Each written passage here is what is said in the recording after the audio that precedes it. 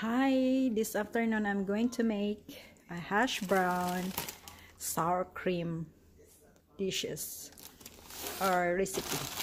I'm using the hash brown with onion and pepper and cheddar cheese and sour cream. What I'm gonna do is I put the sour cream below the bottom and then put the cheese, and then next is put the hash brown and then layer that way until it's labeled up here, and then bake for 350 to like slowly cooking until it's like brown on the top, like for depends an hour, or you have to check it because sometimes if you put an hour, and then depends how much you put in here, how thick it is.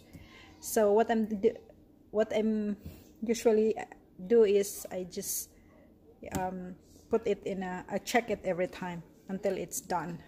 That's simple. Okay, bye bye.